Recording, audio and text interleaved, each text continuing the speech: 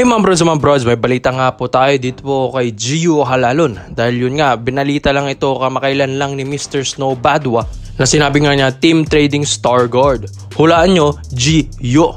So maraming nagsasabi sa comments na si Gio Halalon yun dahil syempre isa siya sa mga star guard na ng Magnolia Hotshots at parang wala namang Gio na point guard din na kapangalan din ni Gio Halalon dito sa PBA. May mga nagsasabi Gio ang bohot pero hindi naman yun guardia mga kabrods. Tapos hindi naman palaging tinatawag na Gio yun.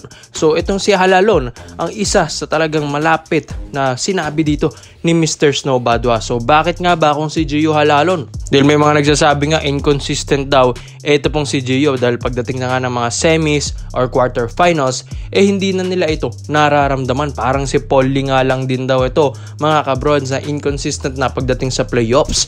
Pero syempre di hamak na malakas naman talaga ito pong si Halalon. So marami talagang nagsasabi na parang hindi talaga siya fit sa sistema na ng Magnolia Hotshots mga kabrods. Hindi naman ito tatawaging star nang wala lang. So maraming teams nga ngayon ang pwedeng mag-offer kay Halalon. Tapos may mga reports din tayo na parang ito mong si Gio ay magpapa-trade or magpapa-release ng contract tapos susubukan ang Japan B-League mga kabrod. So ito pong si Halalon, maraming teams talaga ang pwedeng kumuha dito, lalong-lalo na yung mga ibang kupunan mga kabrods ngayong All Filipino Cup, di ba? Na mga nalaglag ay kailangan nila ng mga legit point guards like Converge, Bossing, Rain or Shine, and Phoenix Super LPG. So marami talagang teams mga kabrods, lalong-lalo na yung talent ni Halalon ay talagang kakaiba rin kahit 5'9 or 5'10 lang.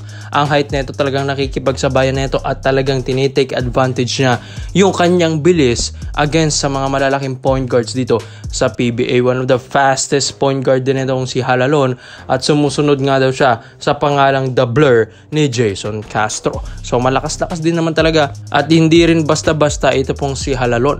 Pero may mga reports din tayo mga kabrods na ito pong si Halalon ay pwede daw nilang itong i-trade or ilipat sa San Miguel Beermen. Paano? Syempre 3-team trade ito mga brods, hindi naman pwedeng recta trade ang SMC teams or SMC sister teams. At alam naman natin na nasa finals na rin tayo ng PBA All Filipino Cup after neto ng SMB against Meralco. Dito na nga magsisi-datingan yung mga trades na katulad nito like Gio Halalon to SMB or sa mga independent teams. So marami rin talaga tayong mga trade pendings na niluluto na ngayon mga brods at lalabas ito sa off-season na ng PBA dahil papalapit na rin ang ating rookie draft. Parang preparation na rin ito sa import conference. So para naman sa Magnolia, sayang lang kung mawala si Halalon dahil isa ito sa mga star din talaga nila.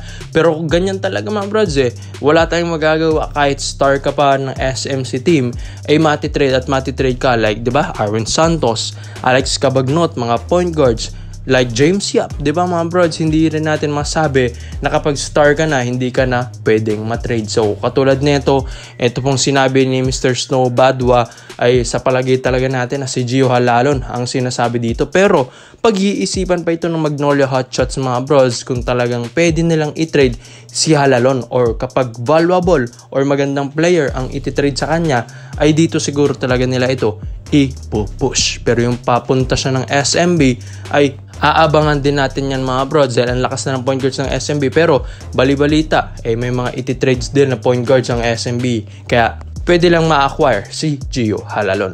Kaya ikaw mga brods, sa tingin nyo ba Gio Halalon na ba ang mati-trade sa sinabi ni Mr. Snow Badwa? Dito naman po tayo sa kabilang balita naman natin mga brods. Sinabi nga ni Mr. Homer Saison na ito pong si Ray Parks Jr. is seriously mulling PBA comeback. At yun nga sinabi rin na ito pong si Coach Chot Reyes, they'll be happy to have him back if Ray Parks Jr. decides to leave the Japan B-League mga kabrods.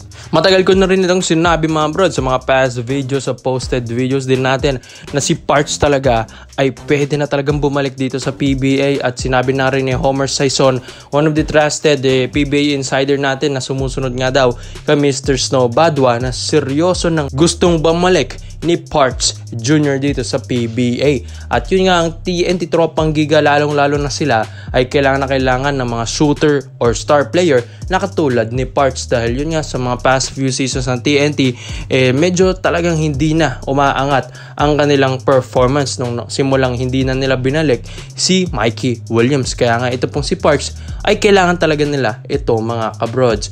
Kaya tiba-tiba na naman si Coach Tot Reyes kung itong si Parks ay babalik. Dahil yun nga isa rin sa mga rason mga kabrods siguro na ito pong si Parks ay babalik dito sa Pinas dahil sa kanyang girlfriend na si Zayna Barake na isang famous vlogger dito sa Philippines. Tapos kanyang mga anak-anakan din dito sa kanyang girlfriend na si Zayna Barake. So mapapalapit si Parks sa kanyang pamilya once na bumalik talaga ito sa Pinas. Kaya pinag-iisipan na ito ni Parks Jr. So mga brods, yung rights niya nasa TNT Tropang Giga, pero hindi nyo ba alam na meron ding nakaabang kay Parks, lalong-lalo na ang Barangay Ginebra San Miguel mga brods. Tapos si Coach Tim Cone, isa rin ito sa mga close coach ni Bobby Ray. Alam naman natin medyo pangit na ng naging image ni Coach Tot Reyes, kahit naman na talagang nirepresent niya at binigyan niya ang kanyang best sa Gilas Pilipinas. Medyo nagkaroon ng mga downside dahil palagi nga natatalong Gilas. Kaya yung mga players na kapag ginawa ka ni Coach Tot, syempre na-awkwardan din sila. Tapos syempre mas maganda kung ang coach mo ay komportable kang kasama siya. So ito pong si Coach Tim Cone, isa rin ito sa mga nakahawak kay Bobby Ray Parks Jr. sa mga Asian Games like World Cup mga kabrods, sa mga practices ng Gilas Pool. So talagang si Parks gustong gusto rin ito po ni Coach Tim Cone.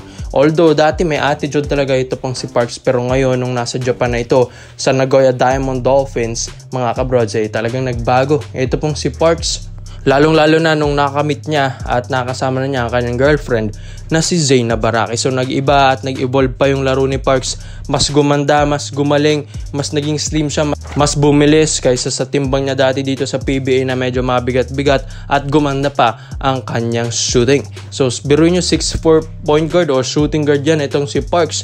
So athletic pa na player, pwedeng gawing 1, 2, 3. Ito pong si Parks. So flexible na laro ito po ni Parks. Tapos syempre makakatulong pa ito sa Ginebra if ever man, dahil yun nga injury prone na rin si Jamie Malonzo. At alam naman natin ng Ginebra babawi ito next season pagkatapos silang nilaglag ng Meralco Bowl sa semifinals ngayong All-Filipino Cup 2024. So once na bumalik ito pong si Parks, dahil alam natin ang kanyang rights ay nasa TNT Tropang Giga, dito nag-aagalaw ang Barangay Ginebra San Miguel at offera ng maganda ito pong si Parks under the table. Syempre ikaw ba naman offera ng maganda, tapos ito pong team na mag-o-offer pa sa'yo ay paborito mo, ay syempre doon ka na pupunta. So syempre alam naman natin si Parks, paborito niyang kupunan dito sa PBA ang Barangay Ginebra San Miguel. So dating-dati pa yan mga brods, pa-draft pa lang dito si Parks sa PBA, Ginebra na talagang minamata nito. How much more kung offeran pa ng Ginebra ito pong si Parks. So alam na natin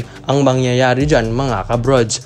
Kaya ikaw mga brods, Bobby Ray Parks Jr. ay babalik na sa Pilipinas sa PBA, at sa tingin nyo ba, hindi ba ito tatagal sa TNT dahil syempre may offer siya sa Ginebra? Komenta mo lang opinion mo dyan mga brods. This is Overrated Highlights, yun lang. I'm out.